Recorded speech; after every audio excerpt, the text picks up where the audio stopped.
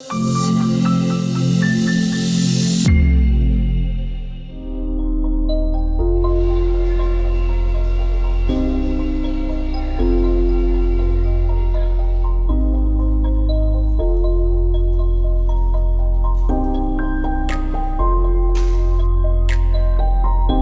got rid of all the shadows, but now it's just very dark.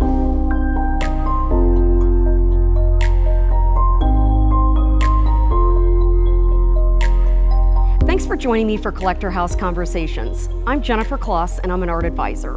And today I'm at Dallas Contemporary with artist Ian Davenport. Thank you for joining me. Not at all, I'm very welcome. Well, this is exciting to have a major survey of your work here at Dallas Contemporary. What is the earliest work in the show? So the earliest painting in the show is called Paint Pot, and it's from 1988. I was in my studio at college and I was sort of surrounded by paint pots, and you know, I'd hit a bit of a creative flat area, I guess, and I was just trying to find something to paint, and being in the studio with all these things around me, it was just an obvious thing to pick up on. I mean, for me it's quite sweet because obviously it was never intended to be on view in an exhibition like this, and it's obviously someone who's curious about stuff and is just trying to make things. It's painted on hardboard with canvas stuck over the top, and then there's this very wonky edge where I clearly can't use a saw properly, but it's got something very spontaneous about it. There's a lot of energy in it, so I really like it. I think it's a good place to start.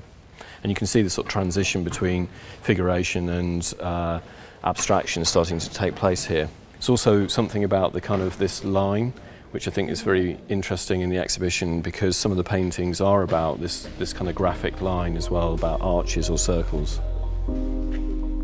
Well, with this freedom to express yourself at Goldsmiths, what was it like to graduate in 1988, and what was that year like for you?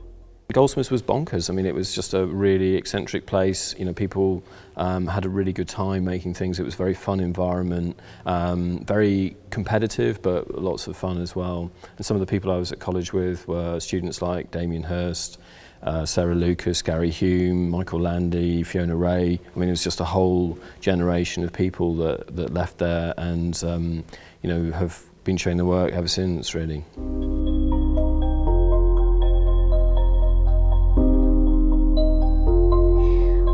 This materiality in your process, what was that like to experiment with different types of paint and then the results?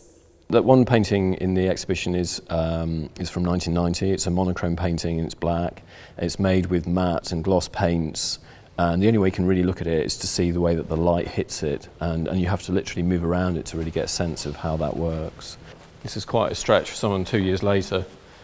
It was shown in my first solo exhibition in 1990 at Waddington Cousteau Galleries, and it was a bit of a breakthrough for me because the exhibition was a very big success, and I got a Turner Prize nomination from it, and the Tate bought a painting from the exhibition as well. So it was a great sort of launch pad, if you will, for my work. And there's also such a big jump between that early painting in the, you know, done at college, the paint pot one, and then this painting, which is, you know, obviously someone who's become very interested in abstraction as a language and trying to work out how to do that and work with it.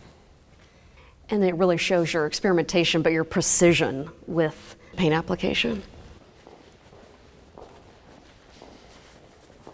So this painting's from 2004, I think, and so it's an extension of that white and black painting where this is made in an arrangement of a grid. And I was really into pancakes, so I was kind of allowing the paint to spread out, and then this painting's made by kind of flipping a board backwards and then flipping it over again. So it sounds like quite a bonkers way of making a painting, but it's a way of making a perfect sort of circle.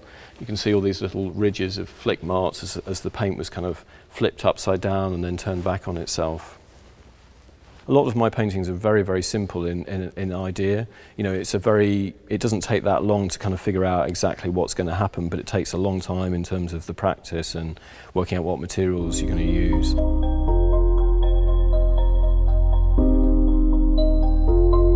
How do you plan out the color palette? And is it spontaneous or planned? there's a lot of organisation before a big painting can really take place. I personally find that it's better if it's kind of planned out or there's a structure to it. So what I tend to do is to work on smaller, more intuitive sort of colour studies, really, by making paintings which often have a repeated marks or a sense of musicality to them, but particularly sort of repeated dripping and pouring marks.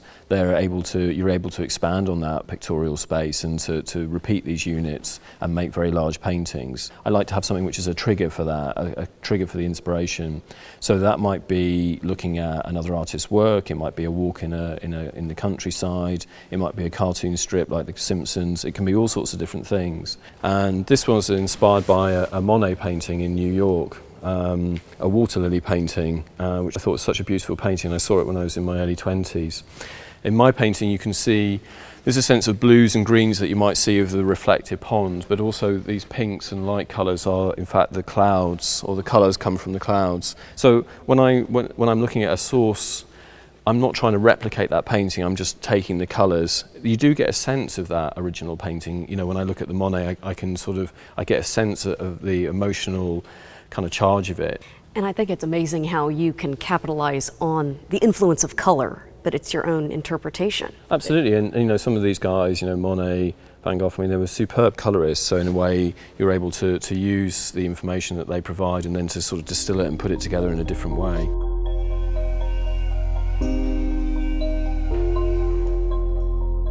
What are some of your main influences? And I understand architecture and music may appear in your work.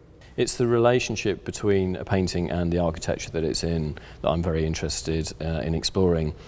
In my paintings, sometimes that's worked out in very different ways. So one of the paintings in the exhibition, or two of the paintings, have these very big arch shapes which almost appear architectural.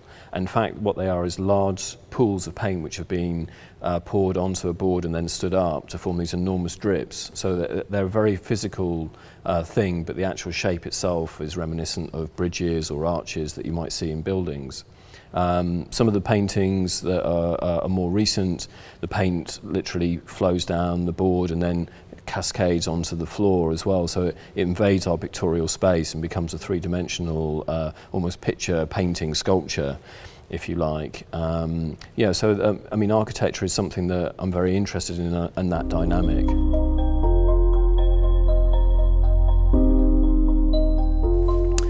This painting was shown in Venice in the Giardini Park as part of the 2017 Venice Biennale, and it was commissioned by Swatch, who were the main sponsors. Wow, it's an incredible scale. Thank you, yeah. I mean, one of the things which was very important about this painting was to repeat a sequence of colours twice. It's not something that is immediately evident, but it's almost like it has a double rainbow to it. And I think when you step back from it farther and farther, you can kind of really see that. The purpose for doing that was to give it a sense of balance and sort of a classical sense of symmetry as well. Do you start from one end or start with one panel that you create and then? The whole painting was set up, it's 14 different panels and each one is sprayed with a different colour, so that sets a different colour weight for it to begin with. And as I said, the composition was kind of worked out quite precisely, and you know, we worked on this painting, I think me and 4 or 5 studio assistants, for about 4 or 5 months. And that's with people mixing colour and helping me mix sort of a lot of the paints and stuff. So it was a really full-on a thing to do, quite an endurance, I guess you'd say. But I'm very happy with the results. Gravity is truly your friend. Absolutely. I mean, gravity is something that we take for granted, something that affects us. It's just the most important force in our lives, really. It holds us onto this earth. And, I've always been very drawn to that and the way materials react to gravity. So absolutely, it's something I've played around with all my, professional career.